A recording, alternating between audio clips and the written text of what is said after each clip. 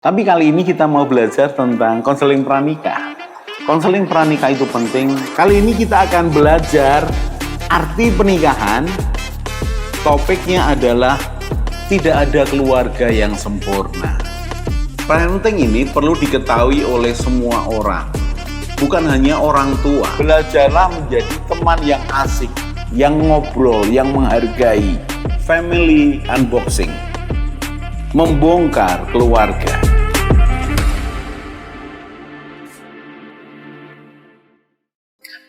Salam keluarga Indonesia, kita belajar lagi. Kali ini kita belajar pernikahan dengan topik 3 hubungan suami istri.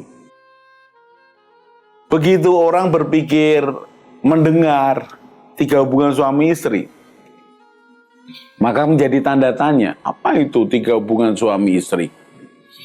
Bahkan beberapa orang yang mendengar ini karena berpikiran negatif.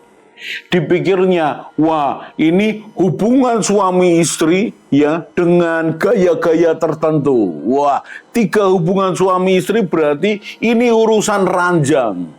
Waduh, dan saya cuma tertawa. Saya hanya mengatakan pikiranmu mesum.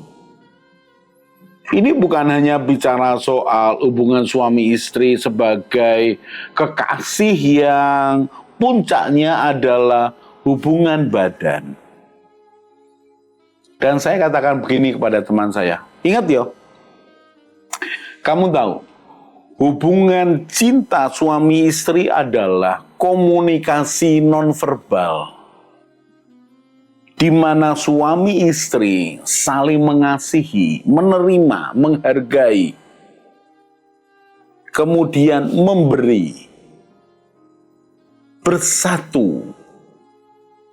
Memang seperti itu. Jadi hubungan suami istri bukan hanya hubungan badan suami istri sebagai kewajiban, tanpa ada hubungan yang intim, yang batin. Ada ikatan emosi, ada menghargai, menerima, menghormati, memberi. Saya minta maaf kalau pakai istilah yang kasar. Kalau manusia yang diikat oleh pernikahan, persahabatan pria dan wanita yang diikat oleh perjanjian, disertai dengan keintiman seumur hidup pernikahan mereka. Kalau pernikahan itu seperti ini, lalu minta maaf sekali lagi, mereka melakukan hubungan suami istri sebagai hanya kewajiban. Tidak ada lagi rasa menerima, menghargai, memberi. Tidak ada lagi hormat atas pasangannya. Maka minta maaf, seperti binatang yang hanya melampiaskan nafsunya tanpa akal budi, tanpa akhir yang memunculkan, menambah akan cinta yang sejati dan hormat. Dalam memadu cinta hubungan suami istri, saya katakan itu rahasia yang perlu dijaga suami istri. Jangan diceritakan pada orang lain. Jangan diceritakan menjadi bahan pembicaraan dengan teman-temanmu. Mengapa? Karena itu rahasia kalian. Itu merupakan kehormatan kalian. Jadi saya ngomong pada teman yang memandang bahwa wah ini pasti 3 hubungan suami istri pasti tentang 3 gaya, 3 bentuk. Tidak. Mengapa? Karena hubungan suami istri adalah hak suami istri sah, anugerah di hadapan Tuhan. Di dalam pernikahan. Sah. Bukan perzinahan. Dan itu dinikmati oleh suami istri sebagai komunikasi batin yang saling menerima, menghargai, saling memberi. Berikutnya lagi sebagai kekasih, memunculkan ikatan komitmen yang lebih dalam. Kenapa? Karena mereka berbagi totalitas. Dan Saya harus katakan, minta maaf kalau saudara tersinggung. Kekuatan bercinta secara fisik suami istri dari tahun ke tahun, sejalan dengan bertambahnya umur, maka kekuatannya juga menurun. Kekuatan si wanita, kekuatan si pria juga menurun. Jadi sebagai kekasih di sini bicara soal keintiman, keintiman batin, perpaduan jiwa. Bukan hanya kewajiban fisik yang sesuatu yang menjadi rutinitas dan tidak memberikan nilai apa-apa kalau tidak dikerjakan. Sebagai ekspresi batin yang menerima, menghargai, dan memberi. Begitu. Pak, kalau sudah tambah tua, berarti fisiknya kan sudah mulai turun. Benar. Mulai keriput, tidak kenceng lagi, bahkan tidak sekuat dulu lagi, akan turun. Itu normal. Kecuali saudara minum suplemen, berolahraga, makan makanan yang sehat, kemudian konsep pikir, pola pikirmu sehat, pola hidupmu sehat, engkau tidak akan drop langsung turun secara fisik. Mungkin turun tapi landai. Engkau kelihatan lebih muda, masih sehat, masih bisa melakukan banyak hal lah, termasuk kegiatan bercinta secara fisik dengan pasangan hidupmu. Tetapi ingat, usia itu akan membuat engkau kehilangan kekuatan, tidak seperti dulu. Lalu bagaimana kalau itu terjadi? Sekali lagi, tidak ada masalah. Mengapa? Karena keintiman, kekasih itu bukan hanya dibentuk oleh perpaduan fisik, cinta secara fisik, tapi keintiman secara hati, secara batin. Jadi mari memiliki cara pandang yang baru ini, bahwa keintiman bukan hanya berarti tentang kedekatan secara fisik. Bukan. Karena justru keintiman secara batin ini jauh lebih dalam, jauh lebih kuat, jauh lebih mengikat. Jadi suami istri sebagai kekasih, betul-betul kekasih yang berbagi hati, bahkan menjagai keintiman seumur hidupnya.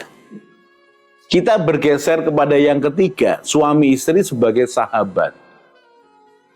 Seperti apa suami istri sebagai sahabat? Suami istri yang mampu mendengarkan, menemani, merespon dengan tepat, dan menjadi jawaban untuk sahabatnya, untuk suaminya, untuk istrinya. Tidak mudah.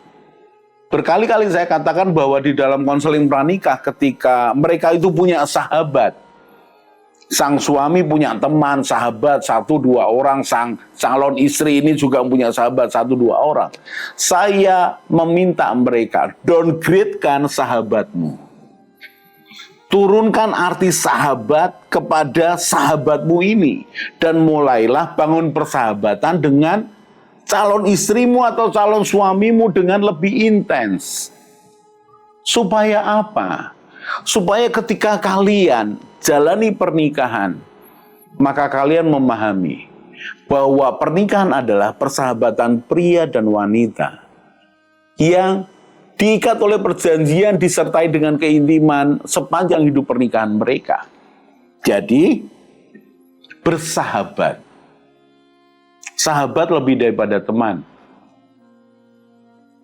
Teman itu seringkali pergi ketika seorang yang lain mengalami hal yang susah, yang tidak menyenangkan. Tetapi seorang sahabat, dia tetap akan tinggal menemani walaupun teman-teman yang lain pergi.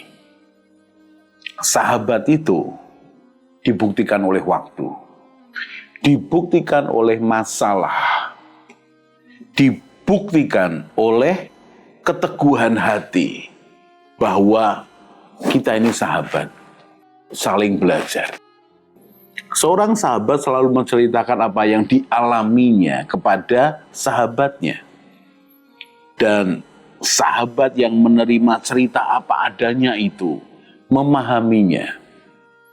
Kalau tidak bisa membantunya, dia mengerti bahwa itu terjadi.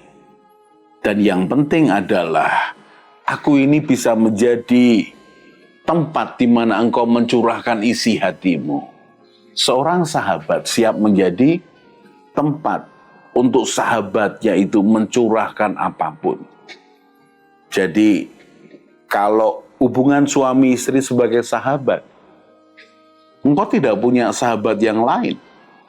Engkau punya sahabat yang saya harapkan menjadi sahabat sejati, suamimu atau istrimu.